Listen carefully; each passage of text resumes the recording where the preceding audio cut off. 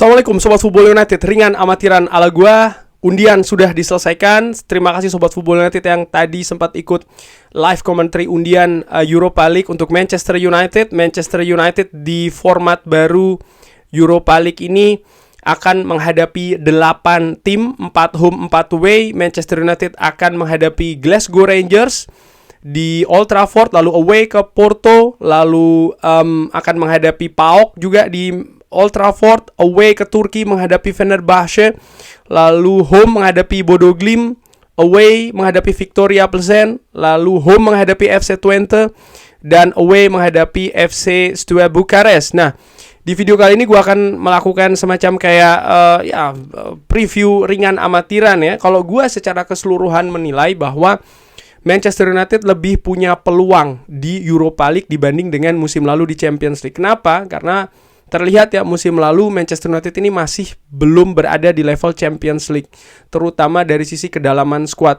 Ketika ada gangguan, ternyata ini sangat menimbulkan kekhawatiran. Manchester United musim lalu tidak bisa berbuat banyak, bahkan tidak bisa lolos ke knockout, tidak bisa berpindah ke Europa League. Di penyisian grup harus terhenti dengan status sebagai tim di dasar klasemen. Dan dengan format yang baru di Europa League kali ini, tidak dengan penyisian grup dulu tapi dengan liga yang terbuka ya, ada 30 sekian tim di sana. Manchester United akan menghadapi 8 tim, 4 home, 4 away. Menurut gua ini akan lebih terbuka. Kenapa? Ketika penyisian grup maka saingannya hanya seperti musim lalu ya, dari satu grup ada 4, maka 3 tim lainnya. Angka poin dan juga selisih gol dibandingkan dengan 3 tim lainnya. Tapi kali ini tidak. Kali ini Manchester United akan dengan banyak tim langsung dibandingkan secara bersama-sama. Ini menurut gua akan 4, 5, 6, 7, 8, 9 36 tim dibandingkan secara bersama-sama poin dan juga selisih gol, sehingga Manchester United untuk bisa melangkah ke babak knockout, ke babak 8 atau 16 besar ya, 8 besar langsung mudah-mudahan ya, artinya bisa 8 besar di papan klasemen ini, karena 8 besar langsung ke knockout dan selanjutnya yang 8 besar lainnya atau tim 8 lainnya ini akan melalui playoff ya. Gua harapkan bisa langsung di 8 besar, dan itu sebenarnya menurut gua ya, melihat komposisi lawan yang akan dihadapi oleh Manchester United ini sangat terbuka. Kunci besarnya ya adalah memaksimalkan partai home dulu. Memaksimalkan ini bukan hanya kemenangan, tapi juga mencetak gol yang banyak, karena selisih gol ini akan sangat menentukan. Kenapa ya? Karena ini persaingan yang sangat terbuka dengan 36 tim lainnya. Dan kalau gue lihat ya, Manchester United dengan Victoria Plzen saat ini berada di peringkat, ketika gue bikin video ini berada di peringkat kedua Liga Ceko. Lalu FC Steaua Bukarest berada di peringkat ke-15 misalnya di Liga Rumania. FC Porto sejauh ini berada di peringkat kedua Liga Portugal, 3 kemenangan di 3 pertandingan awal. Glasgow Rangers di 2 pertandingan awal ini berada di peringkat ketiga. Di 3 pertandingan awal di Liga Skotlandia berada di peringkat ketiga, 2 kemenangan sekali seri. Musuh historical kultural dari Glasgow Celtic ya. Lalu PAOK ini 2 kemenangan di 2 pertandingan awal. Musim lalu PAOK ini bahkan menjadi pemuncak kalau tidak salah dari Liga Super Yunani. FC Porto musim lalu berada di peringkat ketiga di Liga Portugal. Bodo Glimt saat ini sudah menduduki peringkat pertama, 13 kemenangan, 5 seri dan 2 kali kalah ya di Liga Norwegia.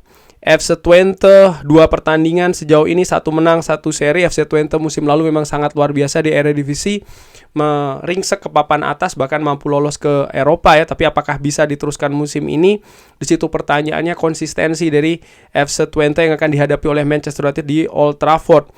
Dan mungkin menurut gue secara ringan amatiran yang paling berat ya menghadapi Fenerbahce. Kenapa? Fenerbahce melakukan revolusi menurut gue di musim ini. Musim lalu mereka tidak berhasil juara, dan musim ini mereka langsung merekrut Jose Mourinho. Luar biasa, pelatih yang syarat pengalaman, syarat trofi, dan juga punya pengalaman melatih Manchester United.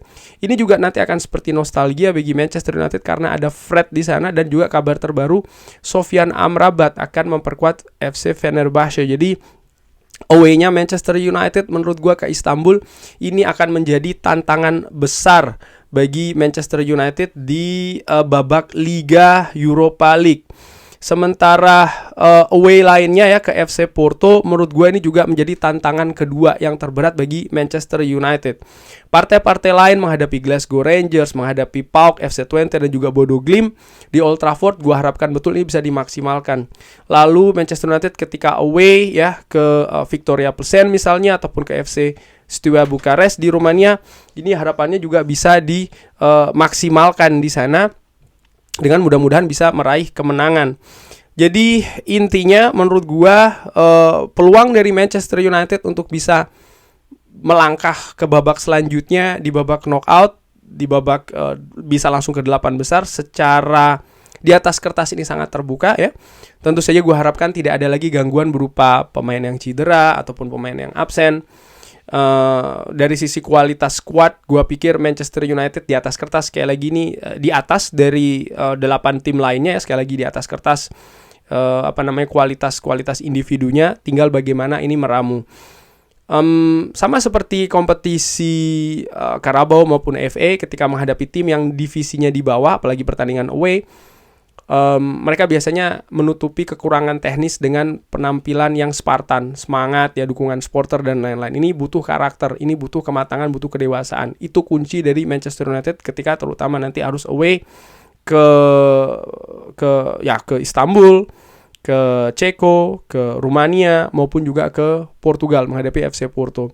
Dan gue harapkan ya skuad Manchester United bisa lebih matang ketika menghadapi tekanan-tekanan terutama dari fans tuan rumah, karena ya biasanya tim sekali lagi dengan kualitas agak di bawah ini mengandalkan kerja keras ya, bermain Spartan seperti gue katakan tadi, determinasi tinggi dan lain-lain. Gue harapkan Manchester United bisa tampil lebih dewasa.